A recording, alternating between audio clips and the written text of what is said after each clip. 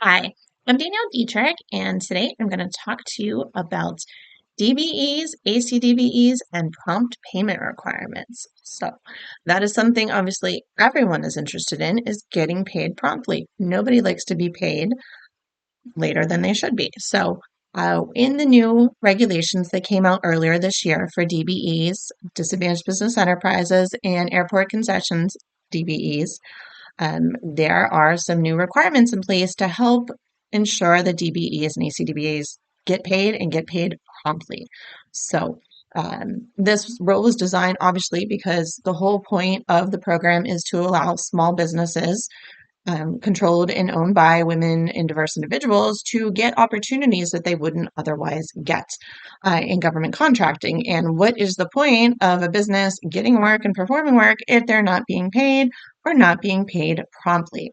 So the rules require that primes pay their subs within a certain period of time after receiving payment from the recipient. So whether that's the state or local agency, Department of Transportation, whoever had received the funds, and then the rules also place limits on retainage, which is the portion of payment that's withheld until the work is completed that primes can withhold from their subs. So if you are a sub or a sub-sub, you're very interested in these regulations. And some of these key changes are just what we're going to go over. And these went live on May 9th of this year when the new regulations went into play.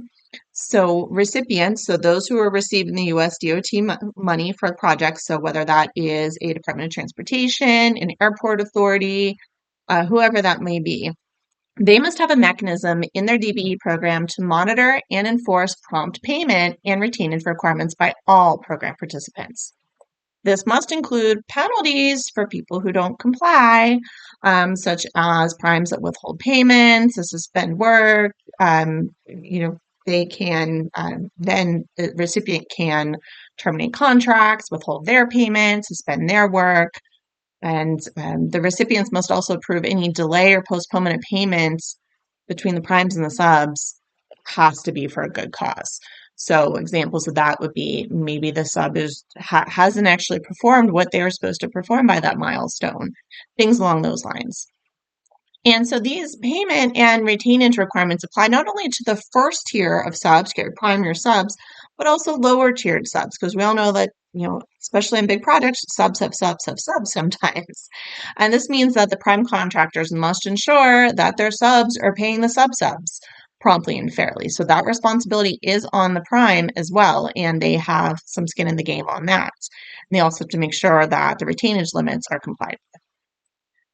Prime contractors must also make up any shortfall in DBE participation due to delayed payment issues. For example, if a prime fails to pay a DBE sub on time and the DBE sub withdraws from the contract or reduces its scope of work, the prime must find another DBE to replace the lost participation to meet the contract goal, and it must document its good faith efforts to do so.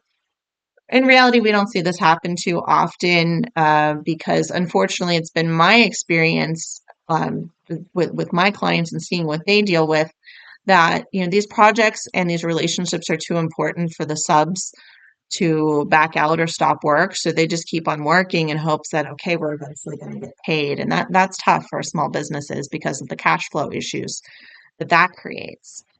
Recipients also can't count the participation of a DBE sub towards the prime contractor's final compliance with DBE obligations until the prime contractor has paid the DBE the amount being contracted. This means that the prime can't claim credit for the DBE sub's work until it has actually paid everything it's supposed to pay the DBE sub. This has been a problem in the past.